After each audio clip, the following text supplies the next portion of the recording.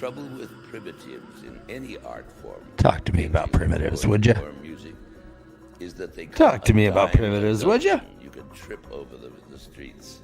Anyone can present himself as a primitive when they might be quite simply untalented, or just lazy, or money-minded, or all three at once.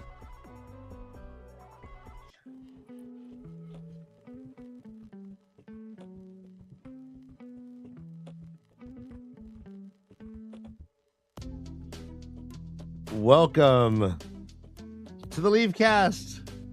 Oh no! Can you hear me? Yes. We are a fully live, as you can tell, talk show based on the epic fantasy series Wheel of Time by Robert Jordan. My name is Ryan. Joining me as always is my brother Dan and Jansen the Gleeman. And I'm gonna buck out and try and fix this, Dan. Good luck. All right. Hi, everyone. Welcome back. It's Sunday. Jansen, how's your weekend been? Been good. Uneventful, which is sometimes awesome. Yeah, it sure is. It's been cold here still. It's going to remain cold for the next. I don't care what the groundhog says. It's going to be cold all February apparently. So I'm just shivering me timbers. We are going through a series where we're talking about this book called The Wheel of Time and Philosophy.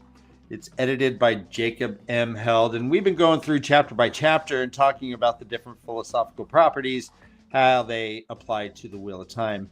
This week, we are talking about a chapter called Eyes Without Pity, ... to have grown up thinking you were a person. And this is by Tim Jones. Tim Jones is a course leader at City College Norwich's Honors BA program in psychology with sociology, where he also teaches access to higher education. And apparently he is working his buns off doing grading and stuff, according to this. So essentially, the basis of this this essay deals with identity, identity and self, but more identity, and the idea that identity is not something that you create at all. Identity is something that is projected or forced upon you through certain powers, through certain labels, through certain societal structures that make it darn near impossible to have your own personal identity. Mm-hmm. Did I sum that up kind of pretty well? You did. I must say that I think that, I think that they left out some things. Okay. Well, let's go into what they talked about first, if that's cool. A lot of what they talked about are the Shanshin, Rena, and Egwin. And it deals with not only the book source in Falma, but the episode 6, season 2 of the Amazon's Wheel of Time called Eyes Without Pity. Yeah. And this is when Rena tells Egwin, more or less, trying to empathize and saying, quote, how hard it must be to have grown up thinking you were a person only to realize you were a demone instead. Yeah. It, they use, the author talks about, the helplessness, like being helpless is one of the reasons why she was, a demone is deemed that, because of the power source that's holding them captive, their captivity and the sense that the whole population agrees with that this is what's supposed to happen to someone in this position,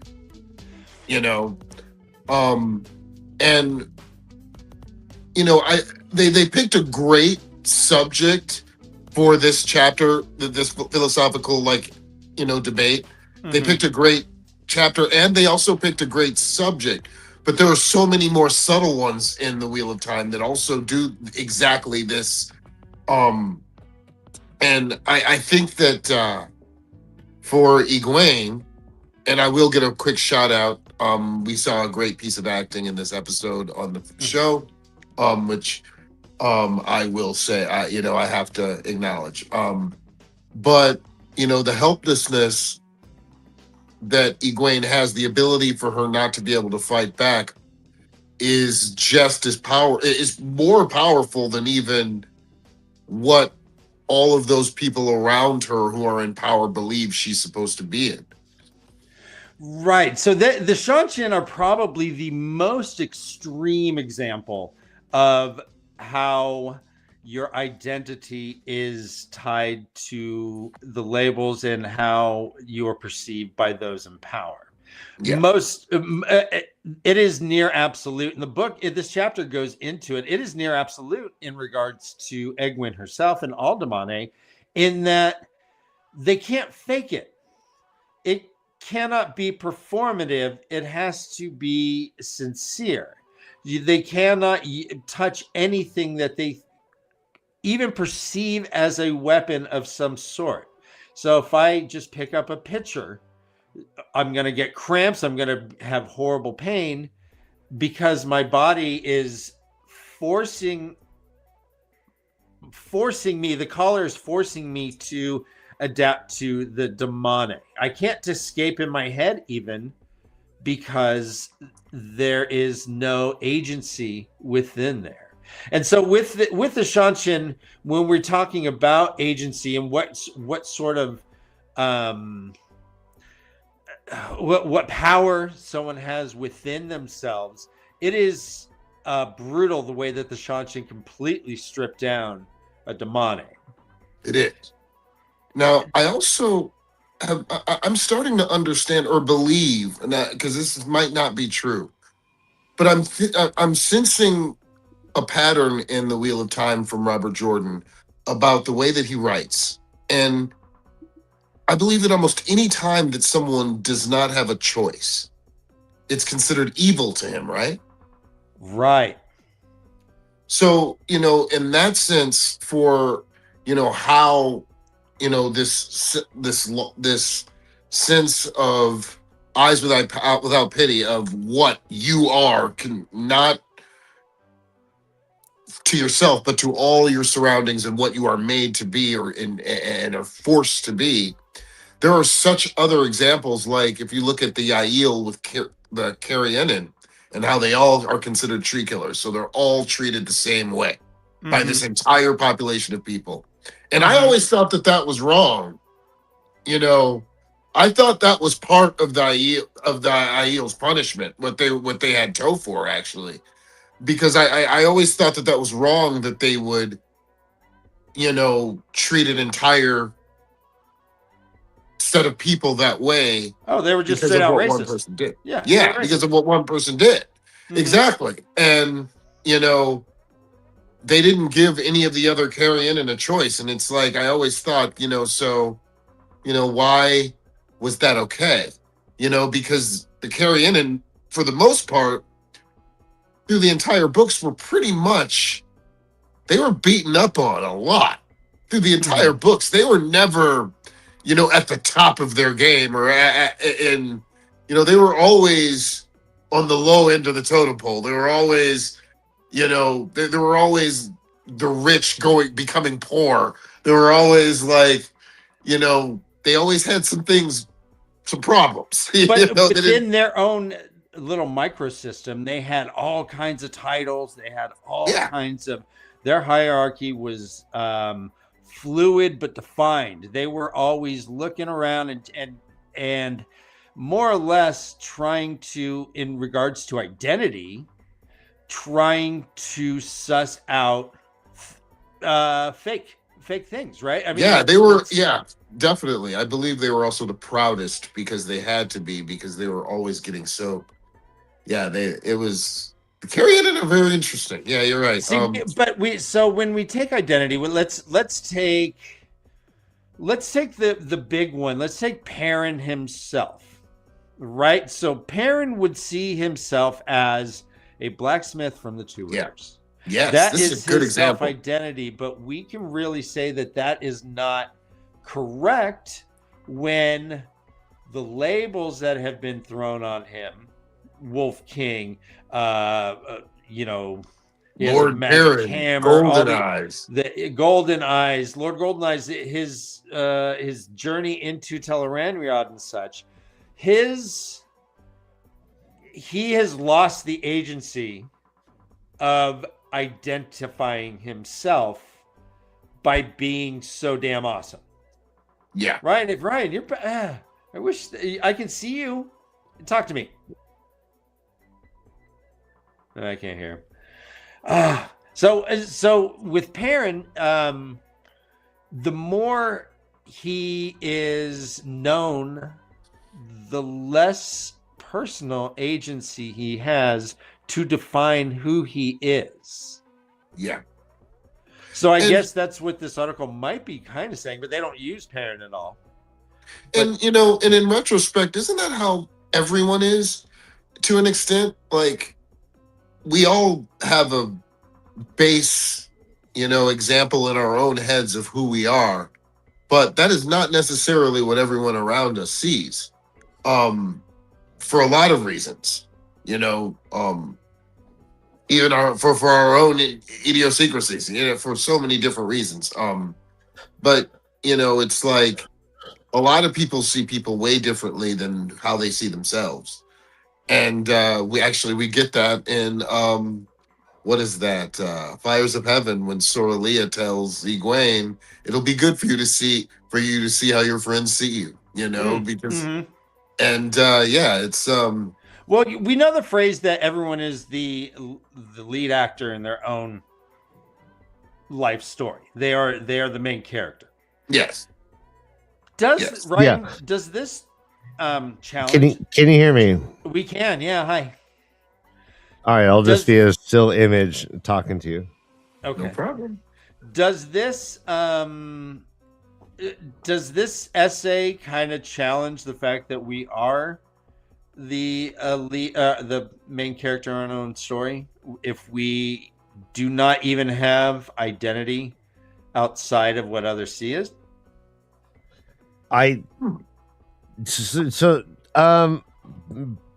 No. In fact, it might reinforce it. I think that this idea that like identity is like socially prescribed and there's a feedback loop between yourself and the expectations of others and the benefits you get naturally from fulfilling other people's expectations, which feeds this loop that keeps going, that reifies who you think you are based on the successes you might feel in social contexts. So I love all of that, and I do believe that that's part of the complicated story of like free will, like we talk about. Like we think we're acting of our own accord, but we do not understand how connected we are to everyone around us. We have not like done quote unquote the work that it would take to like identify those forces and re-examine your own like choices and then try and produce a different outcome, which is like what I think, if I were to get more like Carl Jung talks about like the individuated self. Like he's talking about the type of person who is, I guess, immune to these things. They are just being themselves regardless of. Oh, there he went. Well, I'll piggyback off what he said. The essay talks about men and how men challenges the social norms by keeping her hair short. She wears riding breeches instead of a skirt. But then she starts to adapt because she tries to acclimate her appearance and her identity more feminine to appeal to Rand. Yeah, Min has a lot of weird things going on with her though as well, because Min is clairvoyant. So when you're someone who's clairvoyant and can, in many ways, see things that are going to happen before they happen, that is a huge, huge, huge motivator for the things that you do in the present. As far as with her and Rand, she made it quite clear to all of the readers, to even, some of the other characters in the book. She was ready. She was ready to do whatever Rand wanted and become whoever Rand wanted her to be for her to be with him. She's even said to herself, she completely was besotted with him. Yeah. But going back to free will, who knows if she had the option? Yeah, that's true too. But yeah, she. This is a woman who is willing to share him without any kind of rituals or anything. Like Avienda and Elaine found a way to actually make it make sense. Min just said, "Screw it, I'll do whatever he wants." That's a good point. So, what does that say about Min? Well, it says, I mean, She's down to clown. she's down, but it's also she might be the most honest. Like, she. Yeah, it's, in terms of like that thing of like the Jungian individuated self, like she, like her ability to like be herself, like aside or almost in like defiance of like the normative pressures. I mean, from book Like, that's a 2, special soul, right? Yeah. you remember she was at the end. She knew Egwene and Rand were still kind of together. She got in bed with him anyway and was like, I don't care. Yeah.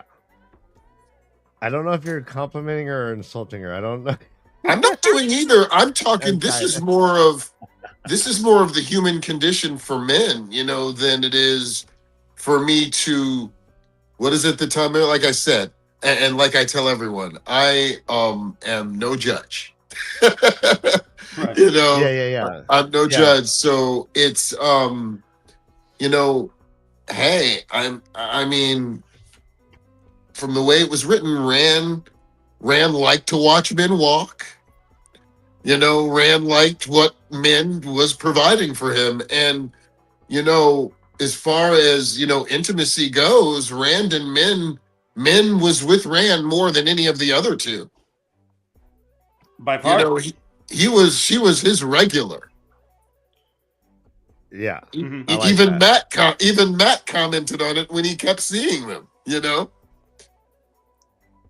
Yeah. I'm really glad he brought Min in because, like, within the first page, as he was talking about this, Min came to mind, and then all of a sudden, like, poop, he brings up Min. I was like, oh, that feels great. Yeah. Yeah. Because she definitely is like, who else? Okay, so who else in the Wheel of Time kind of bucks the norms like Min does? I think Brigitte, in my mind, kind of bucks that.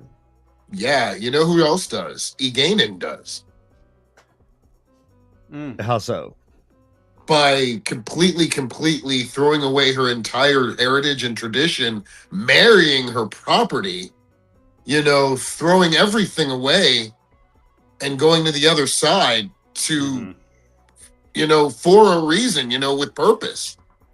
Yeah, I would say Elias bucks is someone who bucks kind of things as well.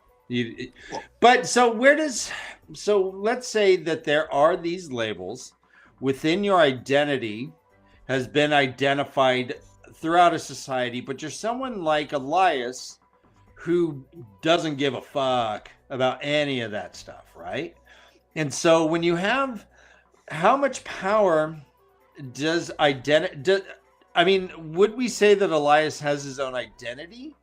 Even though he's mostly gone from like the story in everyone else's mind because they don't even know him. He's just but Elias is also one of the sages in the Wheel of Time because he's also clairvoyant because he has the knowledge of the wolves.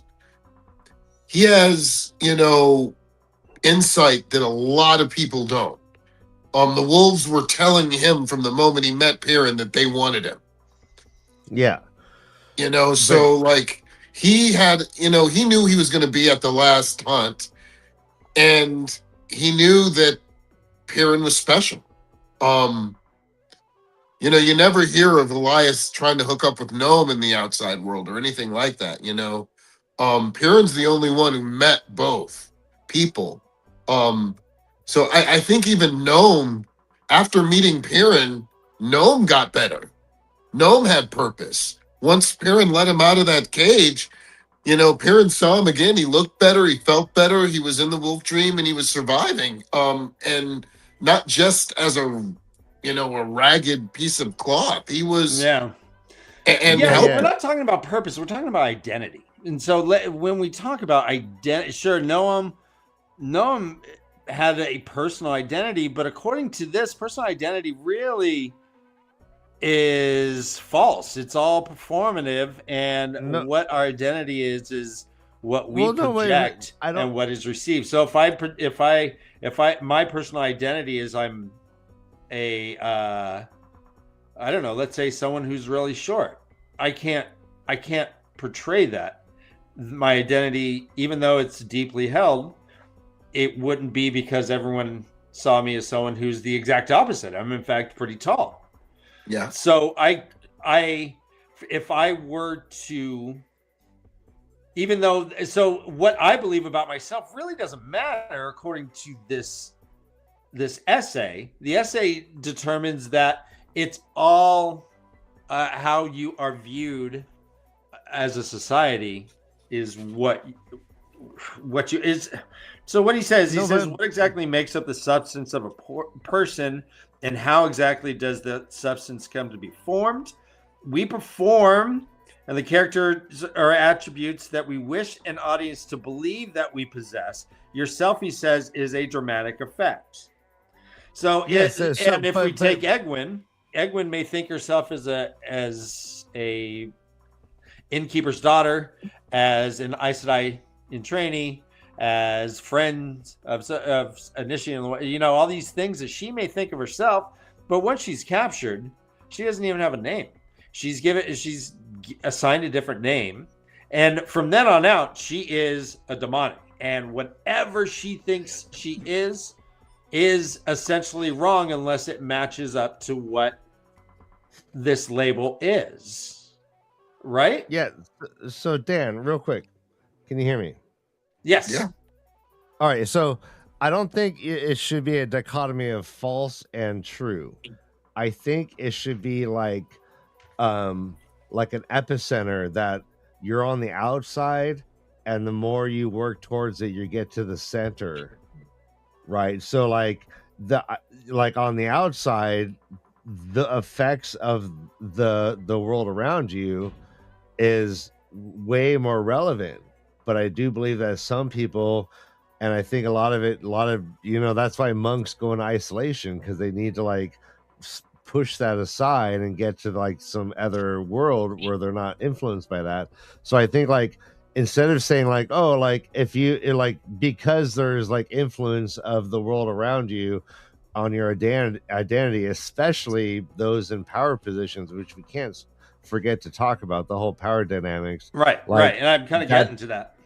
Yeah. So, but I don't think it doesn't mean it's not it's not a false identity. It's just where you're at the moment. It is your identity, but you're unaware. So, right, like, but as you move towards the epicenter of your like true self, like I think you can like mitigate those influences through practice. So the argument here is broken down to the argument that our self is not innate, but constructed via a social performance. That is that incorrect then? Yeah. And it's funny that you brought up Elias, because that is like a limitation of this argument. There are those, who eschew society, right, and or like not around society. There's like the Nell like factor, where like you're raised by wolves or something. What is your identity? You had an identity amongst the wolves, right? Like, but what is it now? You know what I mean? So like Elias is a great like kind of like pushing the limits of their arguments, because he is away from society in every way, and he's super fucking seems to know himself, right? Like, so he is formed an identity outside of like, well, maybe the wolves supplant the other being humans. Maybe he's like, okay, well, maybe so maybe it all works with Elias too. It's just like substitute wolves with humans and it all still works. He needs to like act like in such a way to make the wolves appeased, right? And he's still also attached to the real world too, because he's still bonded to his Aes Sedai. Yes, but he is free from the power dynamics, which I think are at the heart of this article, which is that I agree with that. Those in power can literally assert their power in such a way that you change your behavior, and if it's done to the most like perfection, you will believe you're changing your behavior for your own well-being, but it's really for those in power. That is the ultimate like expression of power as like detailed in this article, and I love it, and it makes Yeah, you really think about like go on. Yeah, keep in mind also, just like, well, unlike the Damani, Elias was able to fight back. He killed people to go to the world for his identity. He killed warders. In fact, he said he had to kill two, I believe, two warders to flee because the Red Aja wanted to gentle him. And once he got into the woods, they couldn't catch him. But he, unlike a Damani, some of the Damani did fight back, I can say, with help. And I guess, Elias fought back and, he to get rid of that other power. Well, gentling wouldn't have done anything to him, right? No, it wouldn't have worked, but he said it made him angry, remember? Yeah. Yeah. And he's like, I didn't much like killing warders. That kind of sucked. So let's talk ultimate power. So when we have someone like Elias, who is ostensibly off the grid, is running around with a bunch of wolves. However, there is a larger power dynamic going on. In this case, it is the war of good and evil called Tavern and Guide. So in what agency essentially does he have it through? Well, I guess he still retains self per se. But when we have soldiers, the idea of a soldier a lot of time is to break down self. The idea of self, you can't have your own clothes, you can't have your own haircut, you can't have your own beard. Any of these pansy-whamsy personal expressions of whatever is nipped in the bud because there is no personal. You are wearing all the same color on person. You're on purpose. You are just a guy in camouflage that you're one of 100 or one of 1,000 or one of 10 that we're sending out. And if you die, then the next guy who's dressed just like you and has your haircut will take your place. The stronger the structural society around you, the far less sense of self you are allowed to have. And Ryan, we were talking about being famous.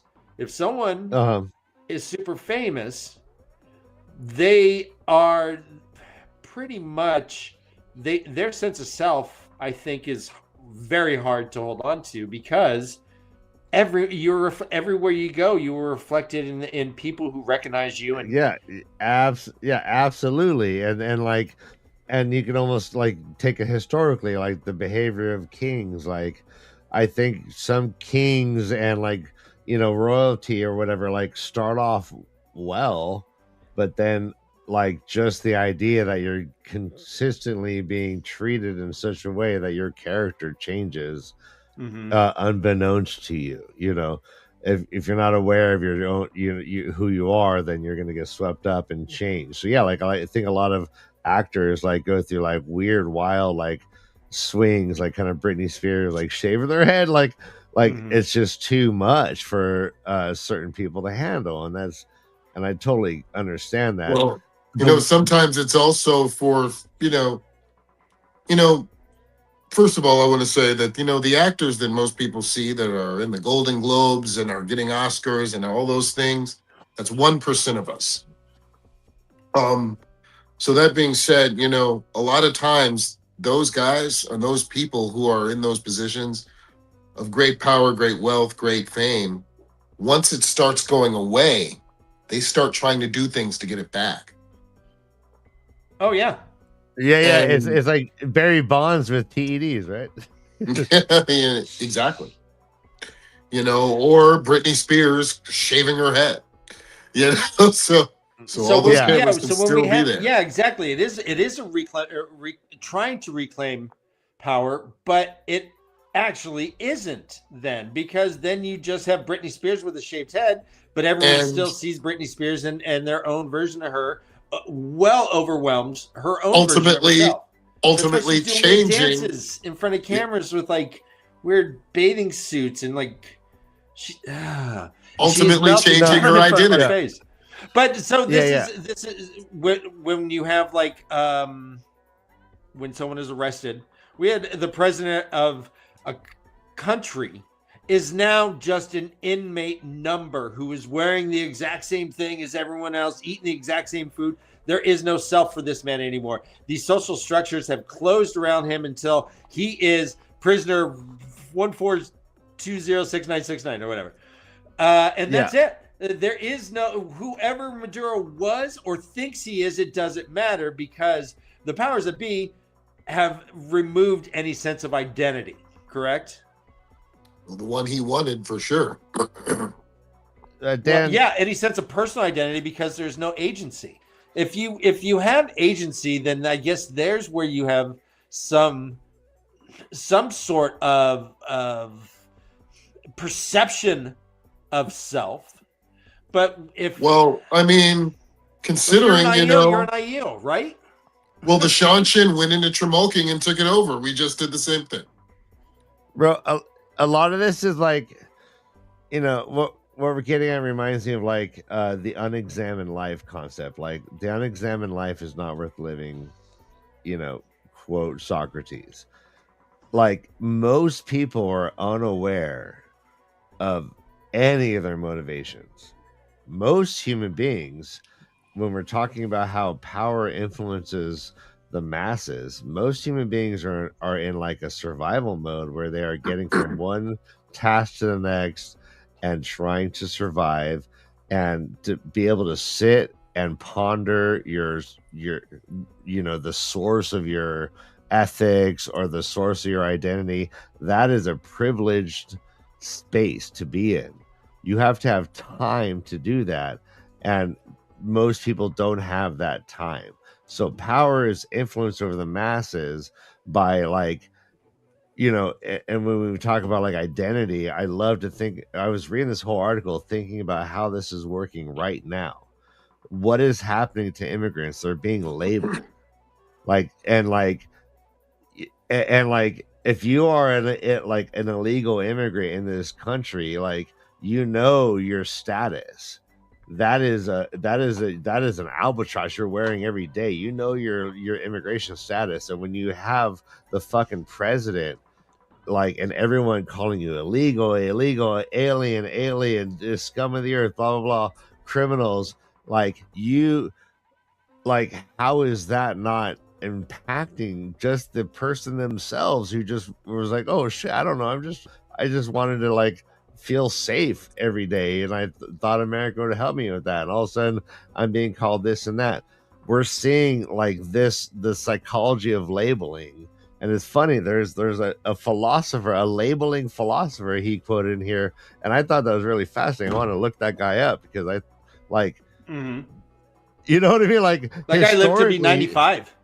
Yeah, ever since the fucking printing press, the psychology and philosophy of labeling has been like pronounced, right? Like, and once you're able to spread this, it used to just be word of mouth. Now you can just fucking like, in South Korea, they're like sending balloons with like pamphlets to North Korea, being like, oh, you guys are like in a cult.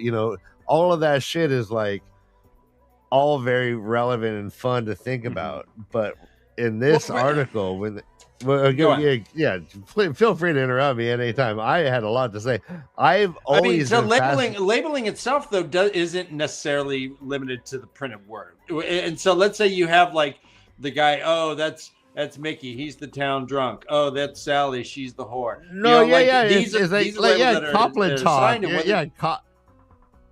Right, like Copland talk, right, is the perfect example. There's, but if everyone believes it, then where is Sally and Bob's or whoever? Is their self reflected in society? It's as the town drunk. It's like they have that's their label, and she's a whore, and that's just what it is.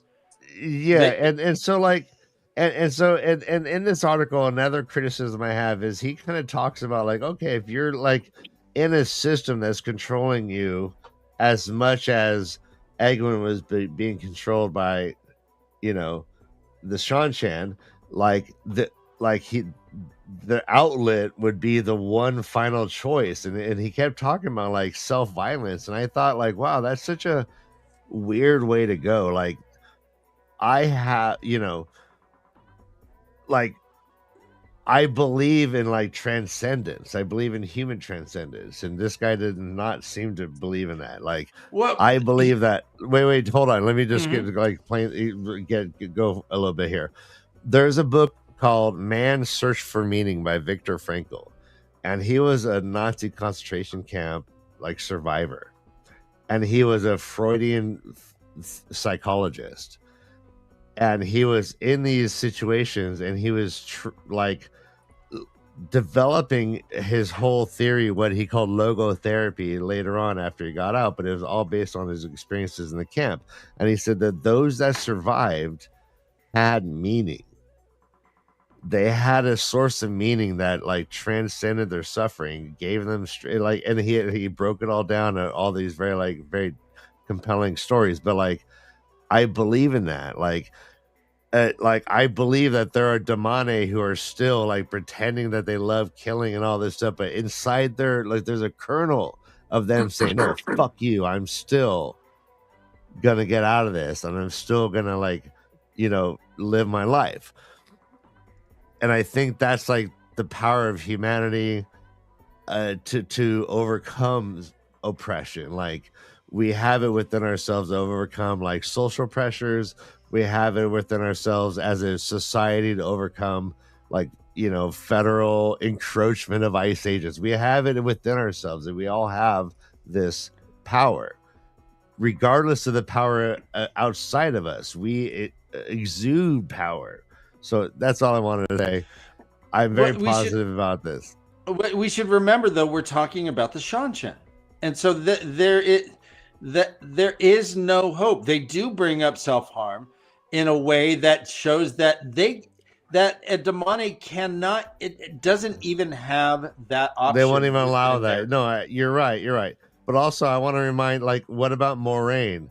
Fucking falling through the fucking portal, getting her emotions sucked from her for fucking how long? We don't even know what time is like in that place. Maybe it was longer for her than it was in the books, and she suffered and suffered and suffered, and still came out herself, and was an effective Moraine to help Rand in the end. So, like, this book doesn't get into all that. It was very like cursory. I loved it, but I also found like flaws, because I think humans, that's the magic of humans. Like, I don't believe in magic, but I believe in shit like that, because I see it all over the place. There's Moraine coming back and being like, fuck yeah, they sucked my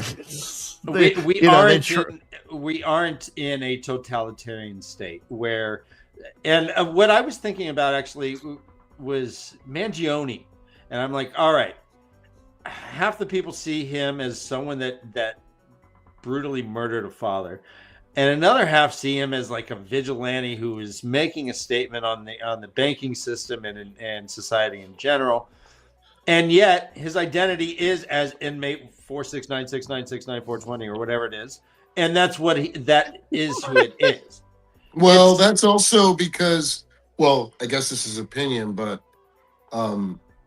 it's also what he did is kind of evil, according to Robert Jordan. Here's the thing, and I'm not like a religious person or anything, but like all death is a tragedy, and that's not like the Bible or anything like that. That's actually Shakespeare. So it's just true. All right. No, I mean, right, Jansen, though, I mean, how many times should Rand have killed like he had like Lanfear, like he could have like murdered several women who went on and did a lot of bad things, and you could be like, oh, like your inability to murder that fucking being caused, it's like kind of the whole baby Hitler. If you have baby Hitler in your hands, but you can't blame yourself for others' choices, because he did if Rand had the possibility, he had the opportunity to kill someone, and he gave them grace. and decided not to because of his choices, his philosophy, because he felt that if he would have done that, he would have damaged himself at the time.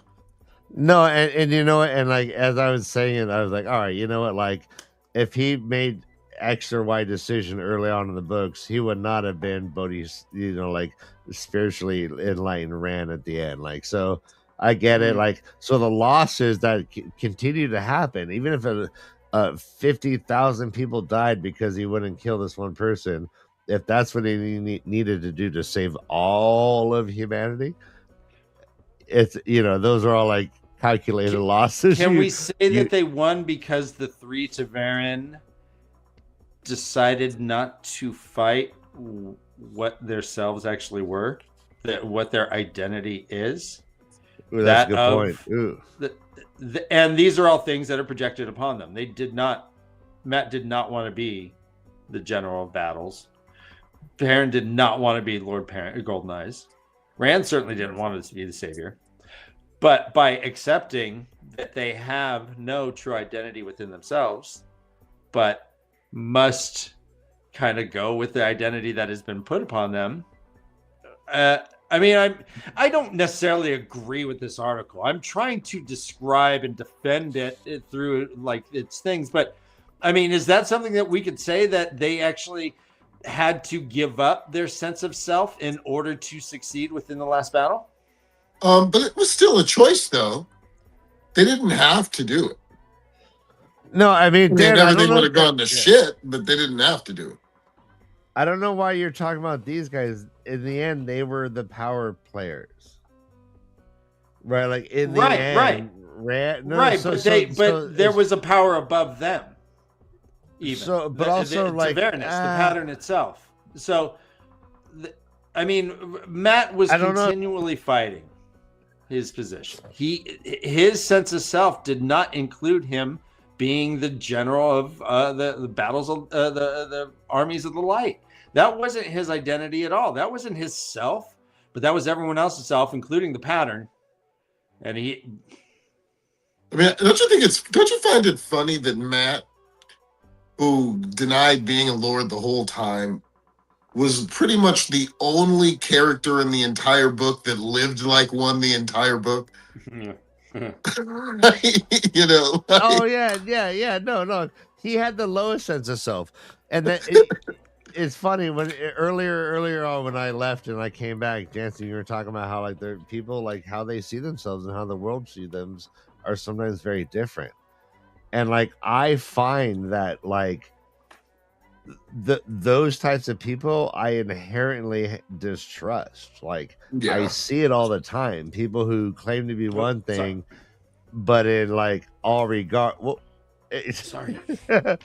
but in all regards, like anyone like watching a film of this person acting in one way, they'd all say the opposite. So I find like the people I like to be around me are those that I think that gap is narrowed as much as possible, right?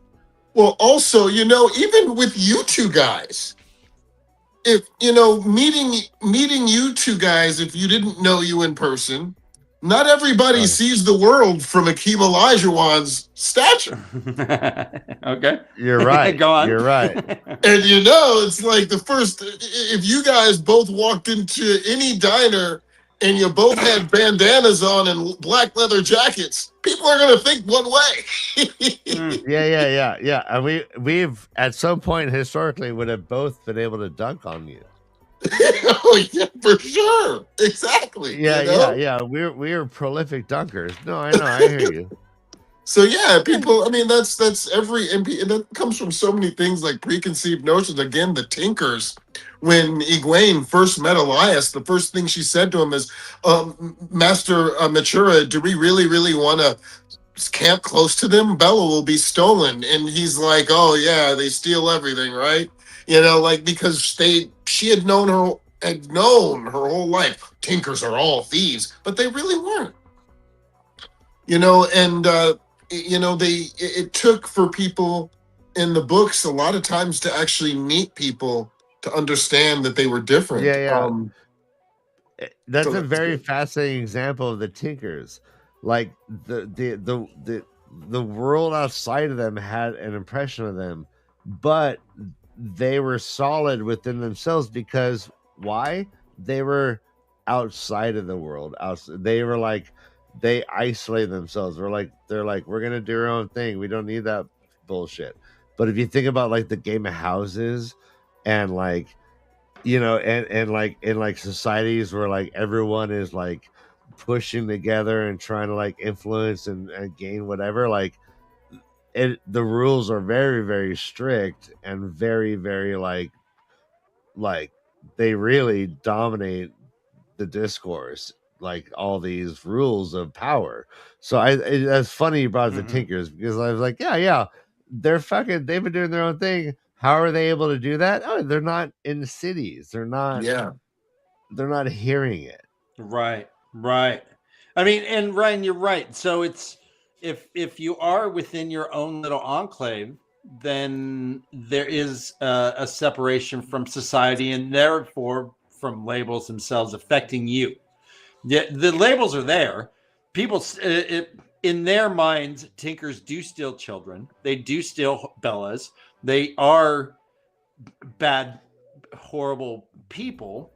And by staying outside of it, they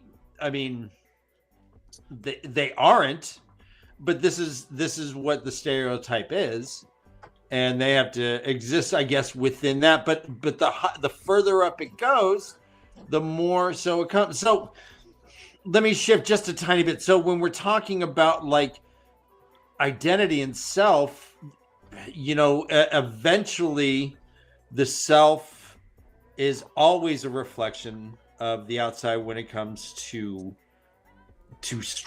tight structure. And so another thing that I was thinking about is the stupid thing that they're making gender. You have to mark a gender on your passport, and this is something that is a power beyond our control, that is throwing a label onto something that doesn't matter, but yet whatever your personal identity is based on them, the ones that are like in control, that you have to mark A or B.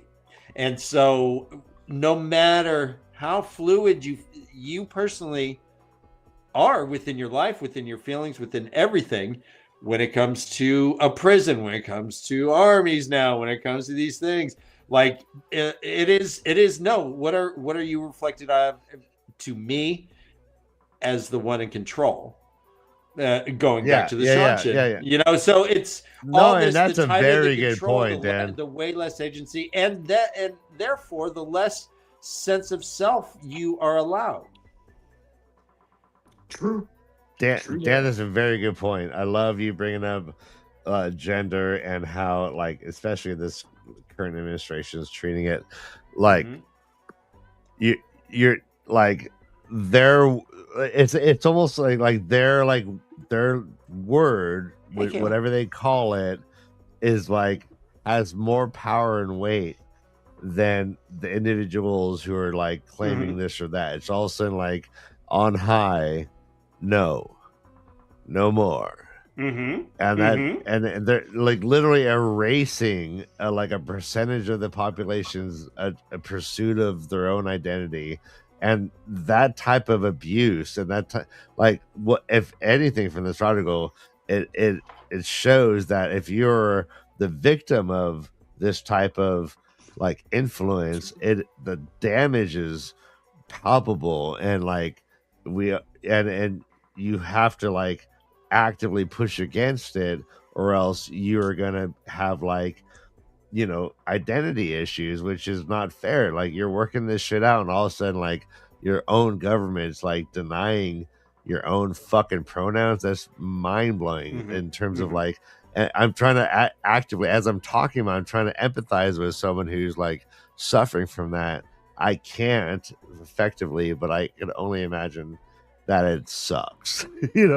Right. But when these injustices have the full force of a federal government behind it, ICE, like these things, it's the majority of the people are not happy with what's going on, and yet it doesn't matter because they're just considered domestic terrorists, and that is their self then based on the. So how about this? So this is what I think is fun to talk about. They break down power in this article as like the ability to change people's behavior and change their outlook. What I'm seeing right now is an oppressive force that is like forcibly changing behavior.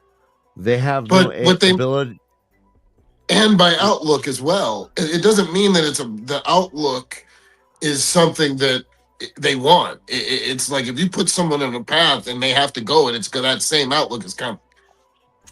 Yeah. The essay states, quote, the deepest level of power involves having someone act according to your own interests while fully believing that they are acting according to their own. Yeah.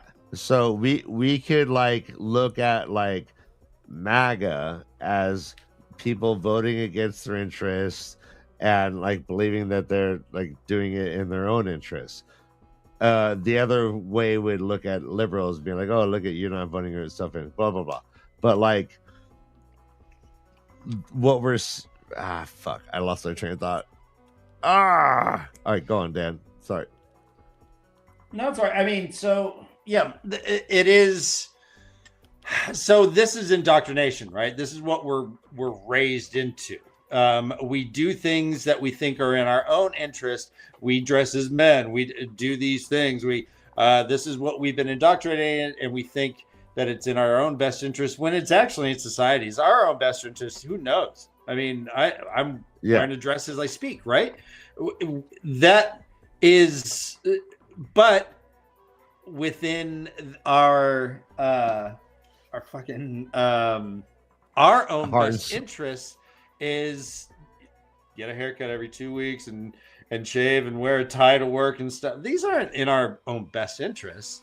These are us pretending to be respectable. These are us conforming to identity that is less. I don't know. I mean, I don't know, Dan. Like, let me tell you. So no. So I'm gonna piggyback off of that. So like, what's happening now though, and in this article he even talks about like it doesn't like there's failed attempts. Like there's been many attempts of people trying to change their identity that does not work. And I think what's happening right now, no one who's like trans is like, oh no, I'm not trans because the government doesn't agree with it. It's not changing one thing. It might change their behavior in that they might be like, oh no, if I'm going to go to jail, I'll fucking XYZ, but it's not changing their core identity. And I think that's what we're seeing is like a ridiculous, like comical clown show of power assertions against the peoples who are immune to this shit. Like, so like, just because the government's like trying to like erase trans, I don't think it's ever gonna work. Once this administration's gone, they're all coming back out. We're fucking partying and fucking transing it up.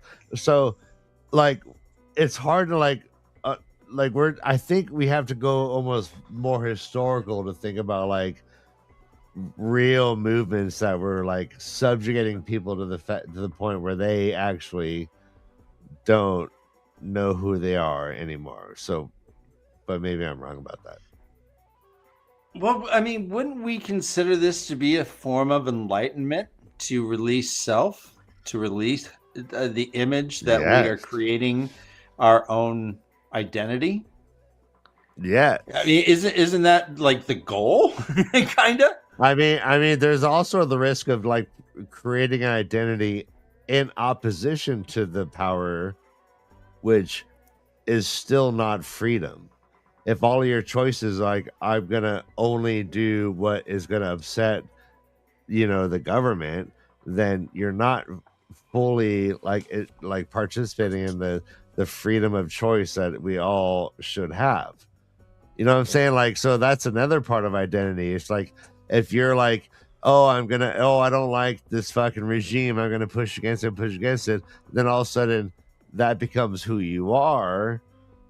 It's still the same process of like expectation, your choices, how it reflects on, and then your identity is still not your own in a way. Does that make sense? Right. I mean, who cares what Jeffrey Epstein thought of himself? His identity is established by the people, correct? Well, I mean, disgraced pedophile Jeffrey Epstein. That is all we say. I mean, if you decide to rob somebody so you can live a rich lifestyle in Beverly Hills and you get caught, get sent to jail, you've also created your own identity that you didn't want, but you're still in a cell. Right. Yeah. Right. Yeah, that's a good point too. I mean, so yeah, and again, the stronger the structure, so is self then really just a figment of our imagination, and we honestly do not have ultimate control over our own identities and selves? I think great question. I don't think the pattern cares. I think it's a human thing. Yeah, it is, but so it's not worthwhile like examining it. I think it's still a great question. Is this self? So yeah, like. Well, let me expand. Jansen is an actor. Jansen expresses many different characters, and the book actually describes dramatic performances as being a simile to life itself. You do these things each and every day, and you slip into whatever they tell you to do, and you do it, and you do it well. You convince us that you're a gay singer on a stage with 8-inch boot heels, and like this is what you do, and for that time, that is who you are. And when we see you on that stage or on the screen, that is who you are, regardless of what you think. If you're like, well, I'm actually a Harvard trained theologian, who gives a hell? Because you're on stage doing this. Yeah, I saw a interview with Ben Affleck actually, and he was asked, "How do you make this look real?"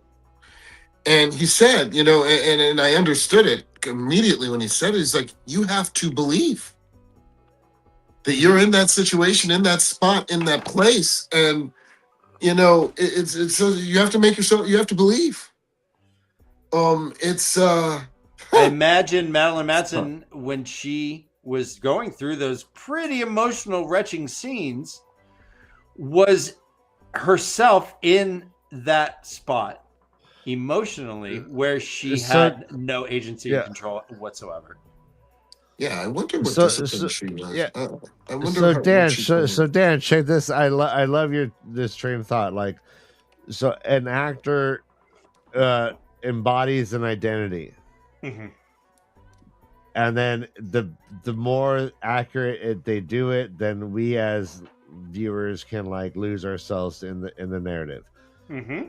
The more believable, not accurate, believable.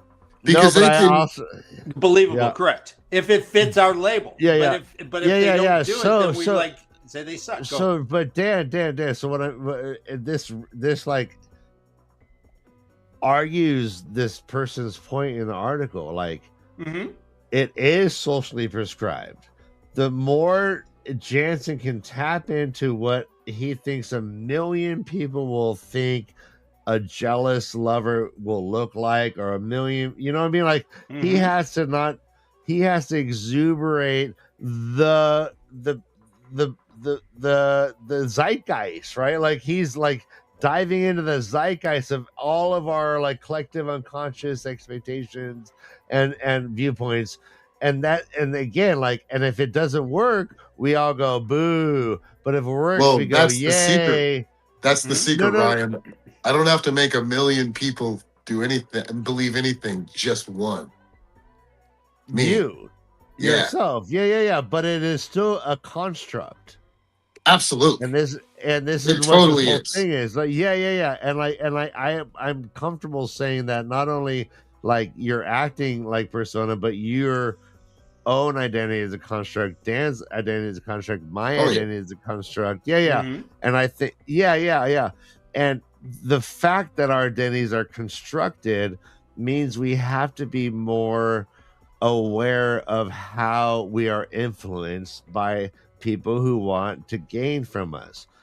Power systems, social media companies, like the police state, all of these things, like we can't just rely on us like, oh, I know myself. No, like I think the takeaway from this whole discussion is that, like, yes, like if our sense of self is constructed, then we need to be aware of the input. Yeah, I mean, Ryan, Yeah, you I make agree. a good point. We think that we are alone in our thoughts and driving our car, but there are cameras taking pictures of who's driving and your license plate and make and Yeah. model and how fast you're going, and these things are existing. They're everywhere. They're All of it. and while we think that we are alone, our identity might even be tied to this. At that point, we are a lone self with no observers, being ourselves, and yet the big brother is always kind of there, and it's getting more and more and more and more, as you say, Ryan. The more technology Oh, is, yeah. this is what information now is, just personal. Not like, what can I get? What can I find out about Jansen? What can I find out about him?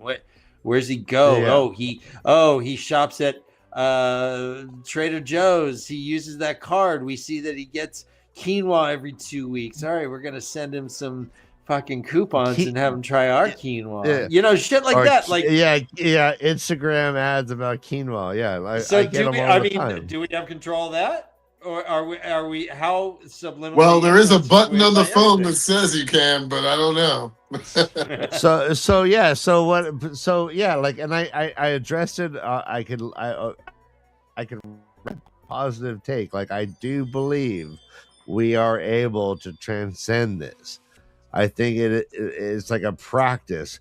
If it's not a religious practice, it's a discipline practice. If it's not discipline practice, like it's some sort of practice where you are like working towards understanding, like how what you consume, who you're around, like your historical like relationships have influenced who you are at this moment, and you make choices to be a better person. I think that's all great and happens all the time. And I think there are like historical figures that buck the system in ways that are just fucking so badass. The most punk rock shit happens in history. I'm a punker. I love fighting the man, and there's been people who are just like fucking yeah, like there are Rosa Parks everywhere. Hi, Turkey Slippy. It's great. It's all very, very, very like thrilling and inspiring, and like helps me get along. But yeah, like everyone, but what don't we're forget. seeing also, Ryan, Yeah. is change. Real change exists is when you change the structure that is potentially oppressing, right? And that's why all these protests are out there, and ICE has apparently started changing their tactics in theory, at least in Minneapolis.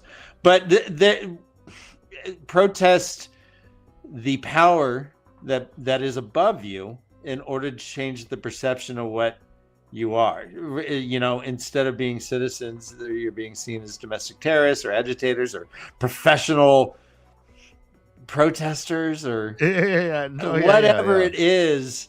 It's just people checking out their community. But until the powers agree with that assessment, then they are terrorists and etc., because this is how they're being treated.